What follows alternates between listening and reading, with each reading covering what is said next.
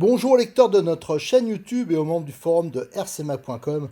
Alors aujourd'hui, c'est pas le Multi 80S de chez Connect que je vais vous présenter. Ça, je vous ferai une présentation à part. Alors ça, c'est mon chargeur perso. Ça fait au moins 3 ans que j'utilise. C'est un très bon chargeur. Surtout dans cette gamme de prix. Ces chargeurs, je crois que ça vaut un peu moins de 60 euros. Disons dans les 60 euros. Et là, je passe chez Modis34 et j'ai vu qu'il me dit, tiens, j'ai reçu un nouveau chargeur. Alors j'ai vu que j'avais pas vu d'annonce pour celui-là.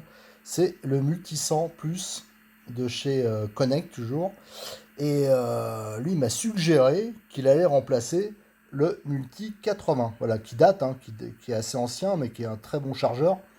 Toujours pareil, ouais, quand je dis un bon chargeur, c'est dans cette gamme de prix. Il est vraiment très intéressant. Et là, je pense que j'ai un peu regardé les caractéristiques.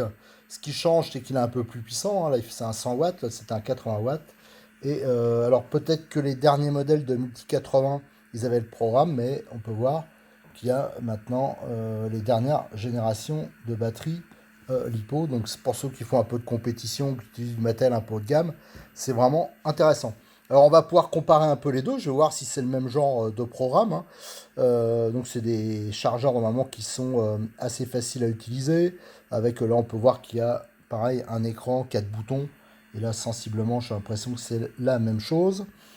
Sur le côté on voit il y a les fiches bananes pour les cordons de charge. Et ici les prises d'équilibrage. Voilà, et de l'autre côté on voit qu'il y a une prise USB. Voilà, le reste, j'avoue que je ne l'ai jamais utilisé. Il y a d'autres fonctions, mais attention, des fois, il y a des chargeurs, j'ai remarqué, il y a souvent des choses qui ne sont pas branchées à l'intérieur, c'est-à-dire qui ne sont pas utilisables. Alors, c'est vrai qu'on utilise toujours un peu la même chose. Il y a plein de programmes sur ce type de chargeur, des programmes de recyclage, des programmes de stockage. Ça peut charger, notamment celui-là, j'ai vu, si on regarde sur les côtés, il parle de batterie au plomb. Alors ça peut être intéressant, peut-être pour... Tiens, je testerai, comme j'ai une voiture qui est en 6 volts, une voiture grandeur, je testerai si ça marche bien. On voit que les accus du type LiPo, c'est jusqu'à 4S, jusqu'à 8S pour les accus NiM MH. On peut voir qu'au niveau de la décharge, ça va jusqu'à 2 ampères, la charge 10 ampères. Mais tout ça, c'est un peu, souvent, quelle que soit la marque, c'est toujours des valeurs qui sont un peu exagérées. Et généralement, on ne charge pas, sauf ceux qui font de la compétition. Celui qui fait de loisir, il faut être fou pour charger à des intensités comme ça si on veut préserver un peu le matériel. Là, à l'arrière, on retrouve dans plusieurs langues les caractéristiques. Donc, ils sont tout à fait classiques. Ça, j'ai regardé, c'est à peu près les mêmes que le Multi 80 RS. Sauf qu'en plus, il y a, pour des batteries plus actuelles, ils ont réactualisé et il est normalement un peu plus puissant. Allez, on va l'ouvrir. Alors, ce qui m'intéresse surtout, je vois pas, il n'y a pas beaucoup de précision sur les cordons qui sont livrés avec. Alors là, j'avais pas un chargeur. Quand je suis passé chez Cyril tout à l'heure, j'aurais dû lui prendre une boîte neuve de Multi 80 parce qu'il fait les deux. Et j'ai pas pensé, comme j'en avais un, j'y aurai pas besoin parce que je voulais vous montrer tous les cordons qui sont livrés avec. Pour ça, la boîte du Multi 80 elle me semble un peu plus grande parce qu'il y a énormément de cordons. Il y a des cordons de charge de type Tamiya, de type. Voilà, enfin, il y a à peu près tout ce qu'il faut. Donc, ça permet de ne pas les racheter et c'est des prises de type banane. Et là, on va voir, on va le sortir. Et c'est le premier truc. Là, on voit bien le ventilo. De toute façon, je vais le déballer. Hop, hop, gros plan parce que je peux pas le faire à une main. Là, on peut voir déjà qu'il y a un ventilo de ce côté. Apparemment, il y a un ventilo de chaque côté. Donc ça, c'est pas mal pour le refroidissement. Voilà, et ça a changé. Par contre, vous avez sur l'avant, vous avez pour la prise, pour brancher la prise d'équilibrage. Et maintenant, c'est une prise de type XT60, comme un peu le petit chargeur. Je ne sais pas si vous avez vu la présentation que j'ai fait du H4 AC Duo. Là aussi, c'est des prises de ce type maintenant. C'est plus des fiches bananes. Alors, à savoir que maintenant, Cyril, depuis il commercialise toute une gamme de cordons de charge avec ce type de prise.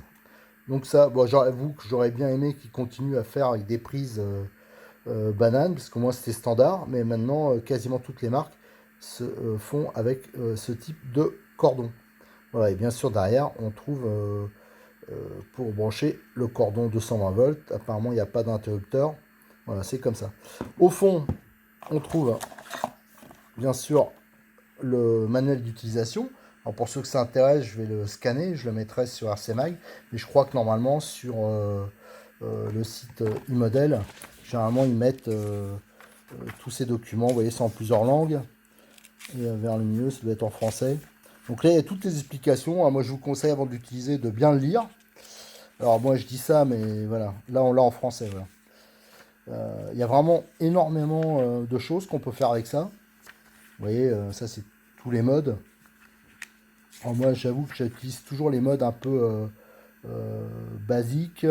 On voit qu'il y a des modes pour des batteries fatiguées. Donc ça, ça, je l'avais utilisé. Il y a un mode pour les batteries. Par exemple, quand vous avez une batterie qui a un petit coup, mais ça permet de la rebooster un peu. Ça permet aussi de les rééquilibrer quand il y a des éléments qui sont un peu défectueux. Enfin, vous voyez, il faut bien lire la notice et ça vous donne beaucoup de... Vous voyez, l'équilibre au niveau de de la décharge, cycle décharge, recharge. Voilà, il y a plein d'explications. On peut tester la résistance de la batterie. Enfin voilà, beaucoup de choses sont possibles avec ce type de chargeur. Et là, je vais voir, c'est ça qui m'intéressait surtout. Tac. Qu'est-ce qu'il livre alors? Donc, il livre le cordon 220 volts et il livre deux prises. Donc là, vous avez bien sûr la prise XC60 qui se branche ici. Et vous avez un cordon avec une prise DIN. Et là, vous avez le cordon avec la prise Tamiya. Alors là, c'est sûr qu'on couvre beaucoup de voitures loisirs. Mais maintenant, il y a eu une multiplication de types de prises. Et ça, les cordons, je vous dis, un Model 34, il les a en stock. J'ai vu, il a rentré pas mal de cordons. Il en reçoit encore.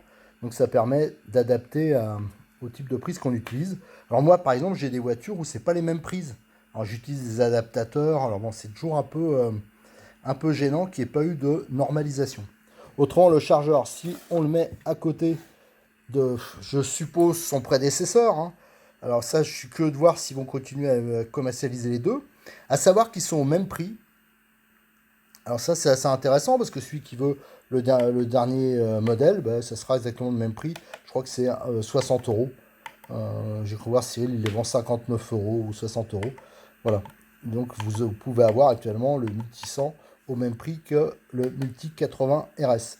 On peut voir qu'au niveau écran, c'est sensiblement identique. Les boutons sont un peu plus gros. Et là, il y a le marquage, hein. Des stops, moins, plus, voilà, chose qu'il n'y avait pas là. Et la couleur, elle est quand même peut-être moins salissante. Mais vous voyez, le mien, il a déjà... Ça fait un moment que je l'ai, j'en ai pris soin. Et vous voyez, il est pas abîmé. Tout ce qui est ventilation, je pense qu'elle est meilleure ici, malgré que le boîtier soit plus petit. Parce que là, en fin de compte, il n'y avait pas les grilles sur le côté. Si on voit le ventilateur là, et de l'autre côté, je suis pas sûr qu'il y avait un ventilateur. Parce que la prise était de ce côté, tandis que là, je crois qu'il y en a un, si je regarde bien, des deux côtés. Donc ça, c'est une bonne chose. L'idéal, ce serait de le démonter. Mais je vais pas me lancer dans cette aventure. En plus, il n'est pas à moi. Donc voilà, l'idéal, si j'ai l'occasion un jour, je vous le montrerai en photo, décortiqué. Alors maintenant, ce que je vais faire un petit test de charge. On va voir un peu quelques fonctions. Je vous avoue que je ne les connais pas toutes, hein, les fonctions, mais on va voir, on va faire défiler. Donc je vais couper la vidéo hein, pour tout brancher. Et je vais essayer de trouver une batterie qui traîne là, et on essaiera de faire des charges, des tests. Voilà. Alors, j'ai branché le chargeur, hein, là il s'est allumé, on peut voir. Et là, j'ai branché donc la prise XT60 du cordon et la prise d'équilibrage. Hein, donc ça commence, là c'est du 2S, donc ça n'occupe pas toute la place. Donc ça commence sur le côté droit, tout à droite. Ici, vous avez donc les boutons. Alors là, c'est pour stopper, c'est pour la navigation. Là aussi, c'est pour monter, descendre, là aussi la navigation. Et là, c'est pour valider, pour lancer. Alors ici, avec ce bouton ici, ça permet de naviguer. Alors ici, différents programmes, hein, plomb, enfin, voilà, les tests de résistance. Par exemple, on peut lancer un test de résistance. Là, donc vous validez ici, hein, dans Entrée. Et là, il fait le test de résistance interne des batteries. Voilà, après qu'est-ce que vous pouvez faire, on rappuie setup, ça c'est tout ce qui est voilà, c'est une multitude de programmes, je les connais pas tous, hein. Alors parce qu'ici, j'avais oublié de dire aussi, je vois qu'il y a des programmes avec une température, un delta P. Ici, il y a une prise, style prise de cerveau, c'est pour brancher une sonde de température. Voilà, voilà, on le voit ici en cut-off, qui est validé sur 80 degrés. Donc là, je pense qu'il faut mettre la sonde de température pour que ce soit fonctionnel. Alors ça, c'est plus, je pense, pour les batteries de type NiMH. Pour les lipos, je vois pas bien. Qu'est-ce qu'on a? Test de capacité apparemment, le cut-off. Là, c'est pour tout ce qui est les sons, les buzzers, les alarmes. Voilà, là, c'est tout ce qui est en fin de compte. Là, c'est la version, parce que bien sûr, on peut faire, je pense, des mises à jour du chargeur. Voilà. Après, qu'est-ce qu'on a ici? Donc ça, on a les programmes memory. Alors là, par exemple, je valide. Voilà, là, on peut faire la charge. Là, on voit, c'est à 10 ampères, mais si on rappuie une fois ici, hop, voilà, là, ça se met à clignoter. Et on peut, bien sûr, 10 ampères, moi, ça me paraît pas raisonnable. De toute façon, ça m'étonnerait que ça charge vraiment à 10 ampères. Moi, généralement, je mets 5 ampères maxi, quoi. Genre, j'aime pas trop en mettre plein la tête. Bon, enfin, vous voyez, vous avez ici, après, vous validez. Voilà, là, vous avez la tension, le type de batterie derrière en 4S. Avec le bouton ici, vous pouvez descendre et vous le mettez 2S. Bon, et ça monte bien sûr jusqu'à 4S. Donc là, par exemple, on peut lancer la charge, hein. Là, on rappuie une fois, on reste appuyé un petit moment, et hop, vous avez entendu la petite sonnerie. Il check la batterie, il demande de confirmer, vous tapez encore sur Entrée. Voilà. Là, la charge est partie. Et donc, vous avez là, ça charge à 5,9 ampères. Vous avez la tension de la batterie, le temps, et vous avez ce qu'il a pris au niveau tension. Voilà. Donc on va faire un petit test, hein. Je vais laisser charger la batterie, on verra ce que ça va marquer à la fin, les indications qu'il y aura. Alors sur la vidéo, je précise, hein, il y avait un petit bruit de fond, c'est parce que je testais un autre chargeur à côté. Est-ce que vous entendiez? Là, je suis en train de faire toute une série de vidéos sur les chargeurs, j'en teste, j'essaye de les découvrir pour essayer de conseiller. Et juste à côté, il y en avait un, je me rendais pas compte, qui faisait pourtant il est tout petit, mais il faisait vachement de bruit au niveau du ventilo. Alors là, je viens de l'arrêter, c'est pour ça que le bruit de fond, il a sûrement disparu. Et là, on peut voir la batterie, là, on voit donc l'indication que c'est chargé à bloc.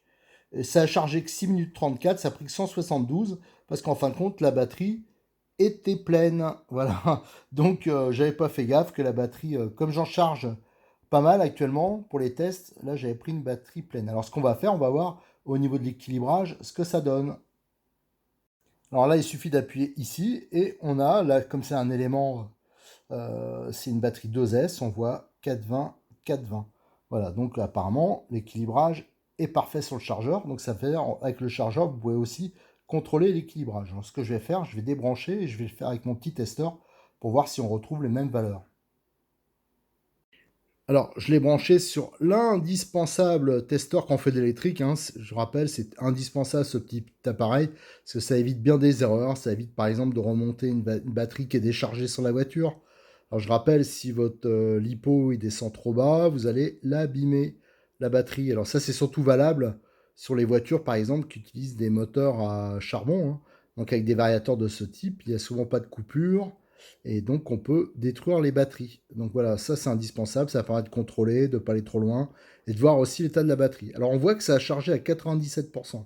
Alors pourquoi 97%? C'est simplement, là je viens de le remarquer, hein, avec, comme je fais toute une série de tests, et je le fais qu'avec des batteries neuves, que m'a passé à Modis 34, juste pour... ça permet en même temps de tester ces batteries. Quand elle est neuve, la batterie, généralement, ça prend pas 100%. Je le vois parce que juste avant, là, j'ai aussi testé sur un autre chargeur. Il y en avait une qui avait une seule charge, une zéro. Il y en a une qui avait pris 96% et l'autre, elle avait pris 99%, celle qui avait déjà été chargée une fois. Donc là, la valeur de 97%, elle est normale. Et au niveau des cellules, ouais, là, ça permet de contrôler. La première, elle est 4,18. L'autre à 4,17. C'est nickel, quoi. Je veux dire, il n'y a pas de problème. brancher la batterie et ici avec les boutons on va naviguer. Donc là on voit, là on était sur la charge. Si j'appuie ici on navigue. Hein. On a la balance. Fast charge, je sais pas trop ce que c'est. Ça c'est pour le stockage de la batterie. La décharge de la batterie. Et là on revient à la charge. Alors par exemple là comme elle était pleine. Alors je vais pas faire stockage, je vais essayer de décharge par exemple. Hop, voilà. Donc là, on peut choisir. Hein. Je pense que ça doit monter à 2 ampères. Voilà, ça s'arrête à 2 ampères. Là, on va le faire en 2S. Et là, je l'ai lancé. Voilà, on va voir. Je vais le lancer. Et je reprends le film quand ça sera terminé. Et on refera le test. On va voir exactement jusqu'où va aller la décharge. Alors ça, je vous rappelle, hein, moi je le fais sans lire la notice, mais c'est pas bien, hein, parce que le chargeur n'est pas à moi, mais il faudrait vraiment étudier et bien lire ce qui est indiqué sur la notice pour vraiment découvrir toutes les fonctions. Là, j'essaye juste de vous montrer quelques fonctions générales. Alors là, je l'ai lancé, mais on va pas aller jusqu'au bout. Hein. En fin de compte, je vais plutôt vous montrer la fonction stockage. On va la tester ensemble, hein, parce que je la connais pas. On voit, là, j'ai réglé à 2 ampères, mais ça s'est limité à 1,2 ampères. De toute façon, 1 ampère, c'est bien. 2 ampères, c'était un peu important. Et ici, donc, vous avez le temps. Et ici, euh, la capacité de la Q qui a été déchargée. Alors, je le bloque. Hein, il suffit. Ici, on peut l'arrêter. Voilà. Et là, on va chercher sur stockage et on va essayer de voir. Alors ça, storage et stockage. J'appuie. Alors je laisse sur 1 ampère, hein, c'est bien. Là, et on va voir exactement ce qu'il fait. Parce que là, on est sur une batterie qui est chargée à bloc. Je valide. Et on va lancer. Voilà, ça il suffit d'appuyer 3 secondes. Et hop, c'est parti. On confirme. Et go. Alors là, normalement, c'est lui qui va choisir si la batterie, elle était... c'est lui qui va mettre à la bonne tension. Voilà. Pour faire le stockage. Alors, c'est-à-dire que si la batterie était trop déchargée, normalement, si j'ai bien compris, il va recharger. Et si la batterie est chargée, trop chargée, ça veut dire aller à 100% par exemple, il va la mettre normalement au pourcentage qu'il faut. Alors là, ça va être un test. On va le laisser faire et on verra ce que ça va donner. Alors là, je suis passé faire un petit tour pour voir si c'est terminé. Alors c'est pas tout à fait terminé, mais je sais pas si vous l'entendez. Le bruit des 2 ventilateurs et quand on met la main là sur les côtés, on sent vraiment l'air sur tout ce côté. Et là, si on regarde, on voit que c'est enfin. Hein. Vous voyez là, c'est tombé à 0,1 ampère. Donc on est à peu près déchargé. C'est une batterie qui fait 5 ampères. On a déchargé 2 ampères et des petites brouettes. Et là, je pense que ça va pas tarder à couper. Voilà, le cycle, il vient de se terminer. Alors maintenant, je vais pouvoir contrôler à quelle tension et si l'équilibrage est bon de la batterie. Alors j'ai branché avec le petit testeur. Là, on voit que c'est à 31% hein, pour le stockage. Je pense il sera à 40%, ce serait bien aussi. Hein. Et on va vérifier donc cellule par cellule. On a 3,78, 3,79, 3,78. Ouais, c'est vraiment parfait au niveau équilibrage. Il n'y a donc aucun problème. Alors, dernier petit test, je vais retirer le cordon avec la prise DIN et je vais le remplacer par le second qui est fourni avec la prise Tamiya et on va essayer de charger une batterie NiMH. Alors là, on va voir qu'il y a pas mal de possibilités. Donc, j'ai fait le branchement avec la batterie NiMH. Là, j'en profite pour vous montrer, là, on est dans le programme LiPo, hein, toujours. J'ai oublié de vous parler qu'il y avait des programmes mémoire, hein, vous voyez là, 4, 3, 2, 1, donc ça permet de préprogrammer selon, par exemple, si vous avez une batterie 2S, 4S, 3S, au moins il n'y a pas à rentrer à chaque fois les paramètres. Et là, donc on continue à naviguer, Life, et on cherche NiMH, on valide, et là, dans NiMH, on a un mode charge, un mode décharge, et un mode cycle charge-décharge. Ça, c'est pratique, par exemple, pour rebooster une batterie qui commence à affaiblir quelque peu. Ça peut être des fois utile. Alors, on va valider le mode charge. Alors ça... Ouais, ça, c'est les différents modes qu'il y a. On va le laisser le mode standard. Et on va mettre, par exemple, on va le charger. On va essayer de mettre un truc un peu fort pour voir. Bon, pas spécialement fort. Allez, je vais mettre à 5 ampères. Voilà. On valide. On lance. Et hop, c'est parti. Alors, la charge de la batterie NiMH vient de se terminer. Sauf que j'ai raté un peu la manœuvre. J'ai appuyé sur le bouton un peu trop vite. Donc, j'ai pas pu vous montrer ce qui s'affichait au final. Mais en fin de compte, ce qui s'affichait au final, c'était tout ce qui était le temps. Et la charge, elle avait pris 2 ampères. La batterie était à moitié chargée. Et donc, il n'y a eu aucun problème. J'ai testé, j'ai regardé la batterie, elle ne chauffait pas du tout. Le chargeur non plus. Donc, à ce niveau-là, c'était parfait. Alors là, on regarde. Voilà, je pense qu'on a fait à peu près le tour des principales fonctions, hein. Comme je vous dis, il y a des mémoires, il y a des histoires de recyclage, tout ça. Charge, décharge. Alors ça, vous regarderez bien la notice. La notice que voici. Alors, il y a le manuel d'utilisation qui est en français. Là, on a toutes les caractéristiques, les conseils d'utilisation. Et ici, vous voyez un tableau, les notes générales sur le fonctionnement, sur la décharge. Alors, à chaque fois, il donne des conseils. Et là, vous avez bien sûr tous les affichages, hein, avec le type du bouton qu'on appuie. Voilà, tous les modes de fonctionnement, notamment pour tout ce qui est la sonde d'option, les cycles des charges, les charges. Là, on avait chargé une batterie au lithium, les accus lithium. Enfin, voilà, vous avez... Ouais, la notice, c'est vraiment très complet. C'est pour ça, hein, il y a plein de possibilités. Mais tout ça, il faut bien le lire. Et moi, je vous avoue que... bon, il y a longtemps que je fais de l'ERC, j'ai tendance toujours à utiliser les fonctions un peu basiques. C'est toujours à peu près les mêmes sur les chargeurs. Donc, c'est vrai que j'ai pas regardé plus que ça. Alors, je m'intéresserai notamment, à l'occasion, je testerai les batteries au plomb. Alors, je vois qu'on peut même les décharger. Les tests de résistance, là tout à l'heure on avait fait un au début de la vidéo, mais je vois que on pouvait aussi avoir d'autres précisions, hein. J'ai pas été assez loin. Il y a les sauvegardes de données aussi, les messages d'erreur. Enfin, vous voyez, il y a pas mal de possibilités pour un chargeur à moins de 60 euros. Je pense que c'est plutôt pas mal. Alors, ce chargeur multisan, qu'est-ce qu'on peut dire dessus? Donc, par rapport au Multi 80 RS que j'utilise depuis pas mal de temps, donc ce qui est pas mal, c'est que... Alors, est-ce que le RS, maintenant, peut-être que les derniers modèles, ils prenaient en charge les batteries de dernière génération, mais ça s'adresse plus aux gens qui font de la compétition. Alors, on peut voir que le look, c'est vrai que je préfère un peu le look de celui-ci. Normalement, il est plus puissant, hein, c'est un 100 watts. Autrement, au niveau fonction, c'est sensiblement identique. Alors par contre, je l'avais jamais utilisé, je l'avoue, sur le Multi 80. Il y avait une prise, alors je vais chercher, USB, que j'ai jamais utilisée. Donc je sais même pas si elle est fonctionnelle, mais je pense que oui. Donc c'était assez pratique peut-être pour certains. Là, à noter qu'elle n'y est plus. Alors par contre, on est passé, donc je disais, en prise XT60. Ici, vous avez la prise d'équilibrage, la prise pour l'option température. Alors j'ai cherché sur le site iModel, j'ai pas vu l'option, mais bon, elle doit exister.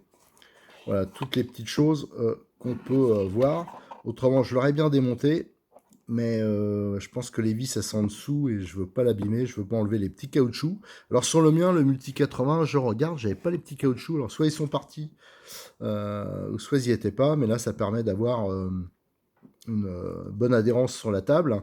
Et aussi au niveau ventilation, j'ai vu ça souffle pas mal. Et les 3 batteries que j'ai chargées de suite, il n'y a eu absolument aucune chauffe, de toute façon que ce soit au niveau de la batterie, mais surtout au niveau du chargeur. Donc ça veut dire, je pense que niveau fiabilité, ça très bon. Voilà. Alors pour ceux qui ont un Multi 80, il n'y a aucun intérêt, je pense, de passer sur le Multi 100. À part pour ceux peut-être qui font de la compétition, pour les batteries peut-être un peu plus sophistiquées. Par contre, pour quelqu'un qui débute et qui veut un chargeur de qualité, franchement, le rapport qualité-prix, il est vraiment très bon. Alors que ce soit en thermique, en électrique, C'est un chargeur qui sera multifonction, qui peut tout charger.